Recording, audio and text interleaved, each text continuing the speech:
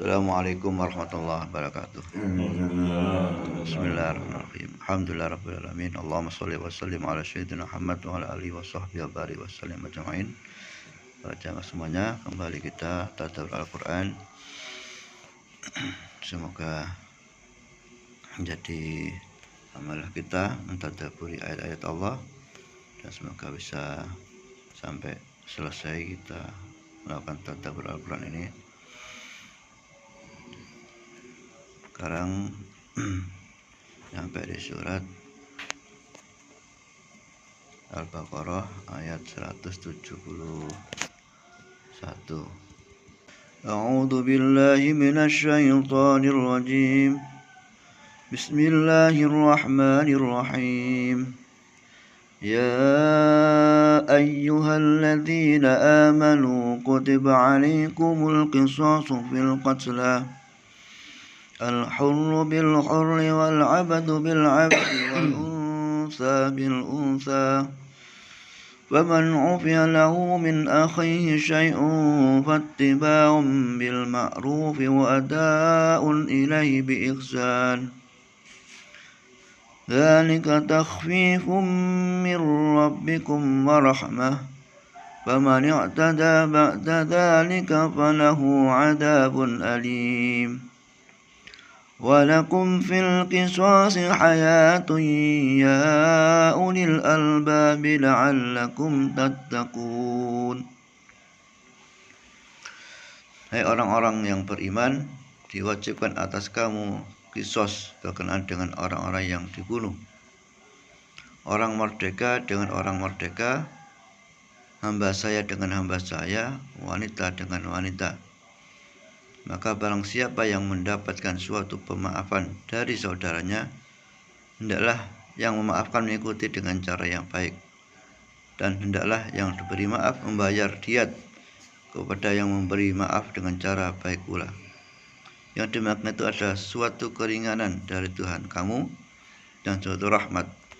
Barang siapa yang melampaui batas sesudah itu, maka baginya siksa yang amat pedih.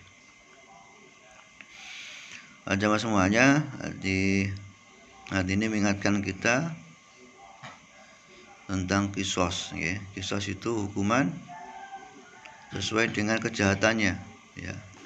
Jadi kalau kejahatan membunuh, maka hukumannya adalah membunuh, ya, qisas. Cuma qisas tidak hanya membunuh, mungkin ada orang memukul, maka qisas juga mukul, ya. Jadi seimbang. Jadi syaratnya juga seimbang pula yang dikisos. Jadi kalau yang dibunuh orang merdeka, maka yang dikisos sama-sama merdeka. Jadi nggak boleh yang bunuh budak, kita nggak boleh mengkisosnya kalau yang dibunuh merdeka. Jadi kalau yang sepadan, ya, sepadan yang dibunuh, ya, wanita dengan wanita, ya kan. Di yang lain, kalau yang disakiti hidungnya, maka yang dihukum hidungnya, dikisos sama dengan yang di telinganya yang disakiti, ya, seperti itu. Jadi seimbang. Nah, ayat ini diriwayatkan oleh Ibnu Hafti yang bersumber dari Sa'ad bin Jubair bahwa ketika Islam hampir disyariatkan, pada zaman jahiliyah ada dua suku bangsa Arab yang berperang satu sama lainnya. Di antara mereka ada yang terbunuh dan luka-luka, bahkan mereka membunuh hamba saya dan wanita. Mereka belum sempat membalas dendam karena mereka masuk Islam.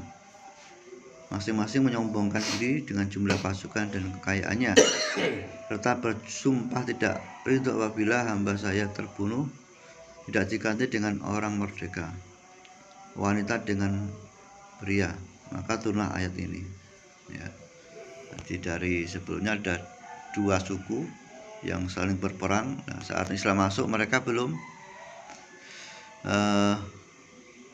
selesai, ya, inginnya tetap dilakukan qisas, dan qisasnya berlebihan. Jadi yang mereka ingin bunuh tadi tidak seimbang, bahkan ingin membunuh wanita, anak merdeka, yang terbunuh itu budaknya, mereka ingin balas dendam orang yang merdeka, ya, dan seterusnya. Jadi itu ya, hikmah yang dari kita ambil ayat ini. Kalau ayat sebelumnya, insya Allah mudah. Kita suruh Allah makan minum, bersyukur, insya Allah kita bisa melakukan. Kita enggak keberatan menerimanya. Di ayat ini tentang hukum bunuh. Ya. Kita sebagai seorang Islam, mungkin dalam hati kita, akal kita masih bertentangan, Pak. Hukumannya dibunuh ya. Tapi kita belum menerimanya, tapi ya, secara iman kita harus menerima. Ini adalah hukum dari Allah dan kita harus ikuti, harus kita yakini ya kebaikannya. Nah, setiap orang zaman sahabat itu ada yang masih belum rela, dia harus padahal kalau keluarganya sudah ada memaafkannya, maka boleh tidak dilakukan kisos, tapi harus membayar diat. Ya. Diat itu denda, ya. Jadi untuk ahli warisnya. Maka di ayat selanjutnya, di dalam kisos itu ada jaminan kelangsungan hidup bagimu, hai orang-orang yang berakal, agar kamu bertakwa. Gimana maksudnya? Di dalam kisos ada kehidupan, ya. Nah, ini menjelaskan kenapa nanti biar kita berpikir, walaupun ayatnya dalam kisah itu ada kehidupan. Nah, makanya dari kisah itu kita ingat yang pertama ya, saat orang kalau pembunuhan tidak dihukum dengan bunuh ya, maka di situ ada orang yang masih hidup dari ahli warisnya, itu tidak ada dendam, mereka diselesaikan. Jadi harus adil juga dilakukan. Kalau di Indonesia namanya hukum berencana ya, pembunuhan berencana. Beda dengan gak sengaja, mana gua waktu kayak kena wong meninggal, ini gak sengaja. Nah, kalau disengaja direncanakan ya, kalau tidak dilakukan maka ada dendam. Yang kedua bisa diartikan saat orang membunuh itu sebenarnya di balik yang dibunuh itu ada orang yang punya anak, punya istri ya, yang keluarga yang harus ditanggung hidupnya. Atau kalau dia masih punya keturunan sama dia tidak terbunuh, maka dia punya keturunan yang akan muncul darinya. Dia ada kehidupan. Nah, kalau tidak dihukum seimbang, makanya nggak adil juga. Nah, atau bagi orang lain, saat melihat kisos itu memberikan pencegahan dari kejahatan lainnya.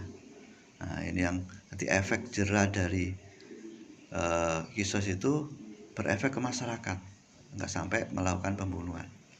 Nanti yang kalau di Arab yang menerapkan kisos ini, di Arab Saudi mana, itu nggak hanya pembunuhan, bagi narkoba, koruptor kelas kakap atau orang yang melakukan pemberontakan dihukum ya.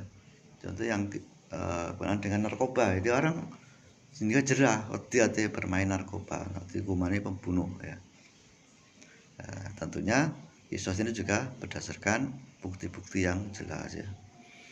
Nah, itu maksudnya di dalam kisos itu ada kehidupan ya, bagi orang bertakwa. Ya, semuanya, apapun ya, syariat di dalam Al-Quran harus kita yakini ya, kebenarannya dari Allah, dan insya Allah ada kebaikan maslahat di saat kita bisa menerapkannya.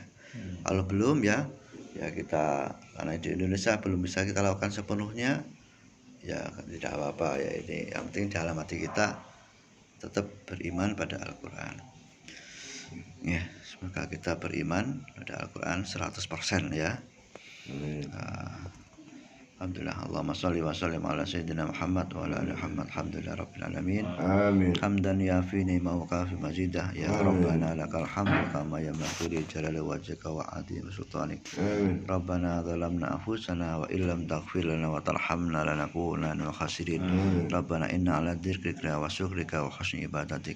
Rabbana atina fid dunya hasanah wa fil akhirati hasanah wa qina adzabannar. Sallallahu ala sayyidina Muhammadin walhamdulillahi rabbil alamin.